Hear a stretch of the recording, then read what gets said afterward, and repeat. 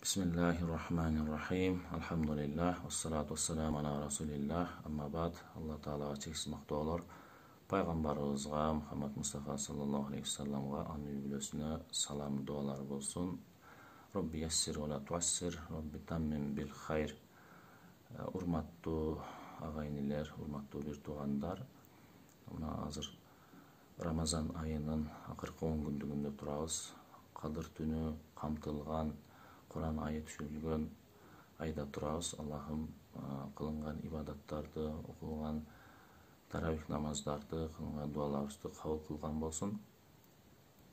Bugün sizler menen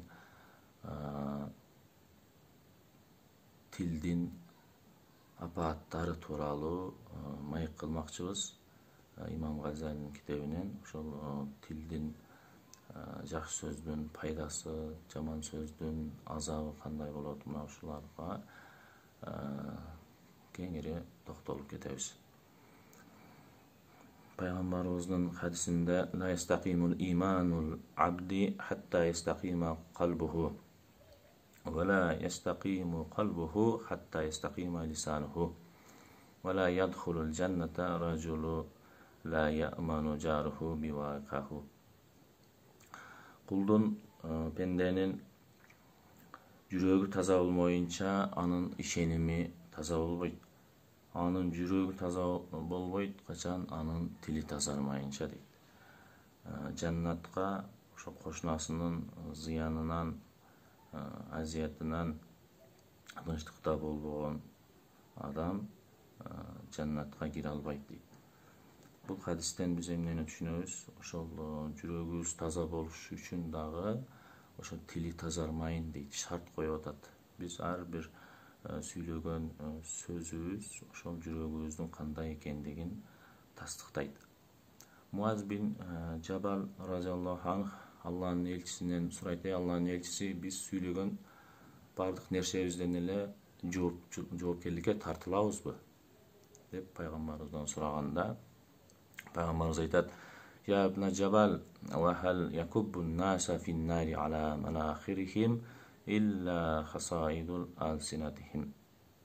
Ey İbn Jabal, insanlardın könkörösүнөн жүзү менен тозокко киришинин, сүдүрөлүп киришинин себеби ошол тилдеринин ден өнүп чыккан нерселери.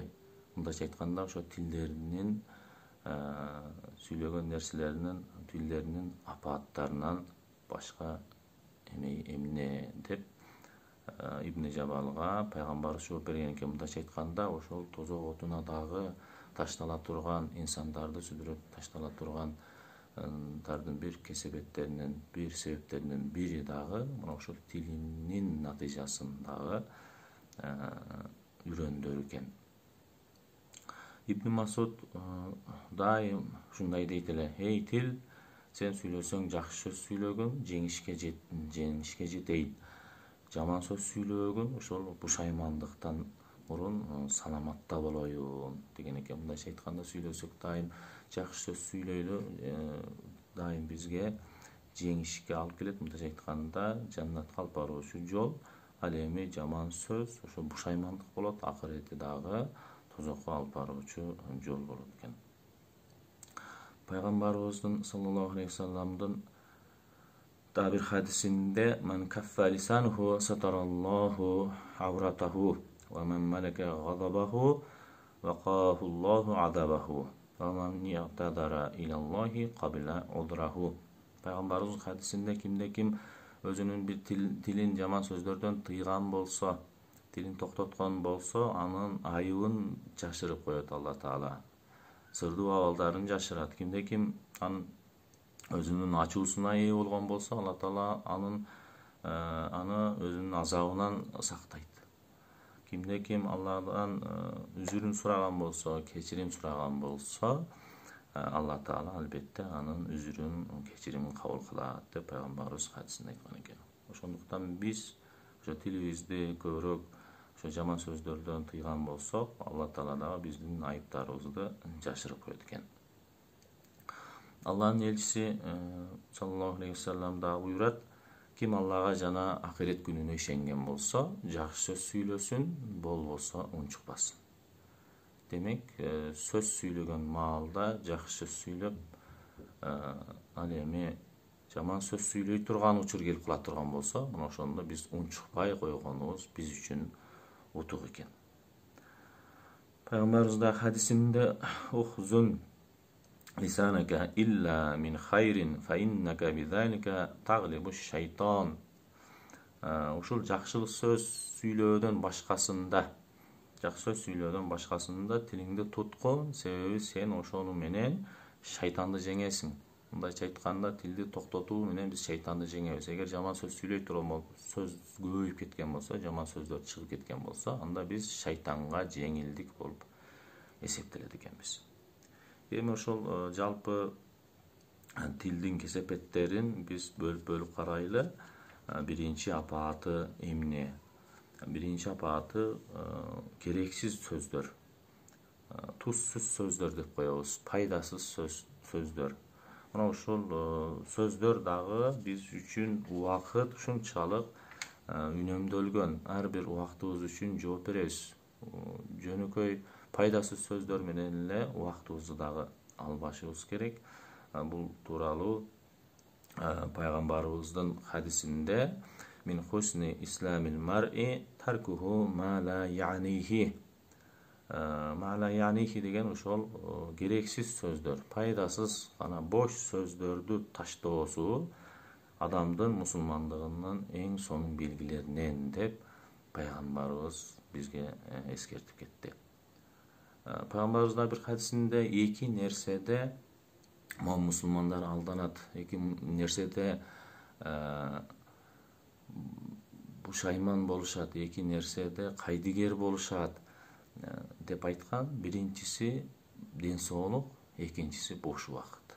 Мына азыркы күнүбүздө экөөсү тең ушунчалык маанилүү. Канчалаган адамдар компьютерде же башка бир телефон менен алек болуп бош убакытын кантип өткөзүп жүргөндүгүн дагы билбей жатат, айрыкча жаштарыбыз. Ден соолукту дагы азыр түшүнүп эле турабыз, канчалаган оорукчан адамдарыбыз бар.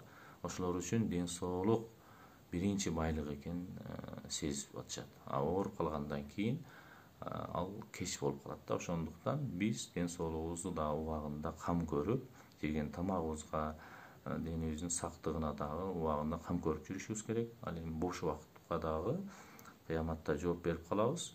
Жөнөкөй бош сөздөр менен дагы убактыбызды кетирбешибиз керек экен. Дайым бир нерсе менен, жакшылык иштер менен алек болушубуз керек экен. Экинчи апааты көп сүйлөө. Пайгамбарыбыз кыска нуска, так, даана сүйлөчү эле. Бул көп сүйлөө ошол керексиз сөздөрдү сүйлөп, сөздүн аркасынан сөз улап дегендей сөздөр чыга берет. Өзүнүн муктаждыгынан дагы сөз барган сайын көбөйүп, мааниси жок болуп кетет, тузу жок болуп кетет.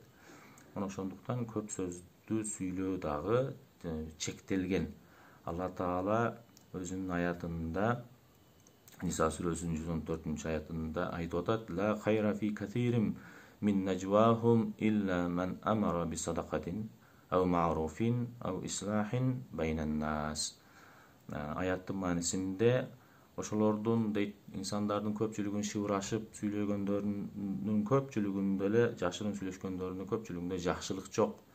Болгону эгерде бир садака тууралуу, садака берүү тууралуу сөздөр болгон болсо, бир жакшылык иштерди пландоо тууралуу сөздөр болгон болсо, же болбосо эки инсандардын арасын түздөө, оңдоо, аларды жараштыруу үчүн болгон болсо, булар андан сырткары дейт. Мына ошол үч нерседе гана биз көп сүйлөп, мына ошол жакшылык иштерде, садака берүү иштеринде болсо, же эки адамды жараштыруу иштеринде канчалык сүйлөсөк дагы булдан жоопкерчиликке тутулбайт экенбиз. Калганы биз үчүн жоопкер болуп калат экенбиз. Пайгамбарыбыздын да бир хадисинде: "Туба лиман амсакал фадла мин лисанихи ва анфакал фадла мин малихи." Бул да күнүбүздөгү маанилүү хадистерден. Тилдин көөн сактаганга, Ал эми мал мүлкүнүн көбүн каржаганга сүйүнчүлөр болсун, сыйлыктар болсун деген. Күнүбүздө тескерисинче болуп калды. Азыркы күнүбүздө тилдин көбүн сүйлөйбүз, мал мүлктүн көбүн каржагандар тилекке каршы азайып кетет. Ошондуктан биз жана ата бабаларыбыз айткандай аз сүйлөп көбүрөөк ишке өтүшүбүз керек экен. Ата разиаллаху анху мындай дейт: силерден мурункулар сөздүн көптүгүн жаман көрүшчү эле. Аллахтын китебин окуу, пайгамбарыбыздын сүннөтүн түшүндүрүү, жакшылыкка чакыруу, жамандыктан кайтаруу жана ошол жашоодогу маанилүү муктаждыктардын сырткаркы сөздөрдүн баардыгы бул зыян болуп эсептелет. Аятта айтылгандай, Каф сүрөсүнүн 16-17 аяттарында биз ага күрөө тамырынан дагы жакынбыз, оңдон солдон эки жазуучу отуруп жазган периштелер бар.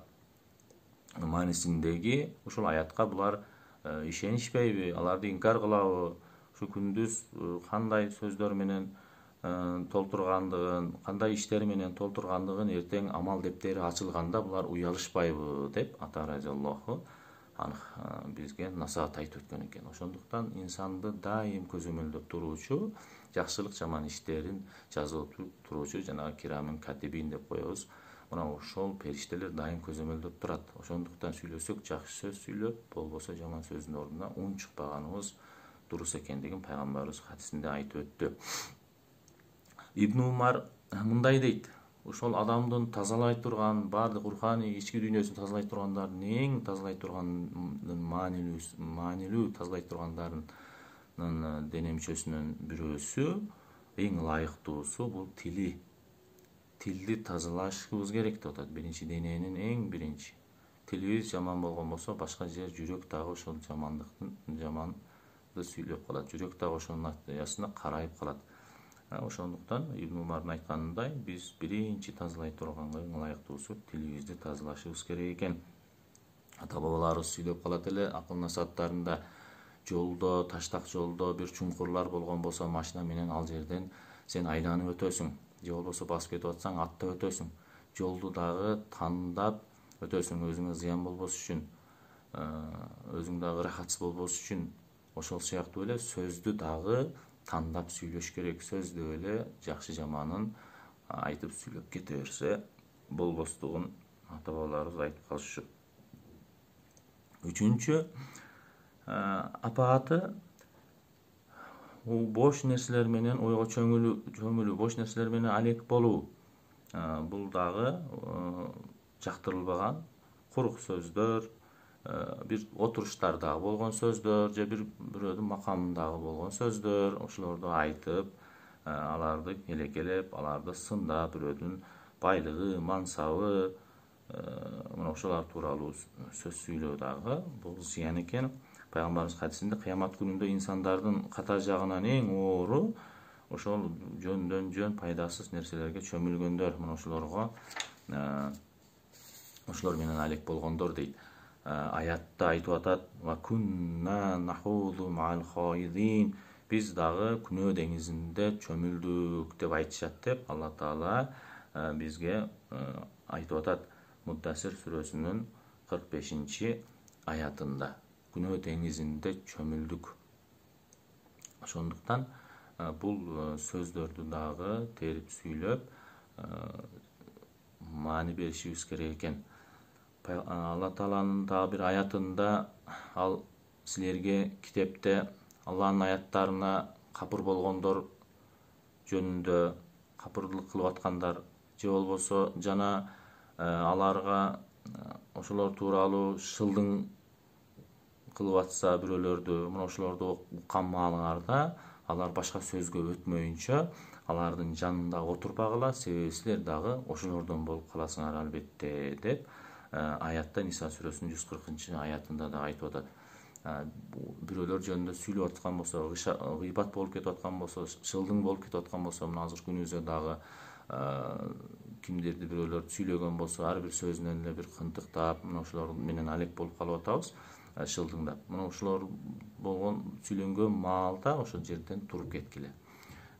башка сөзгө өтмөйүнчө же силер дагы ошого шерик болуп каласыңар. Ушак гыйбат сүйлөнүп аткан болсо, ошол жерде отурган болсоңор, силер дагы ошол күнөөгө силер дагы бирдей болуп каласыңар деп аятта дагы бизге эскертүү иретинде айтып атат. Биздин милдетибиз ошондой жерлерде биз алардын туура эмес экендигин, гыйбат же шылыңдоо бул аятта бизге эскертүү экендигин биз аларга айтып, ошол нерсени түшүндүрүп токтотушка аракет кылышыбыз керек экен.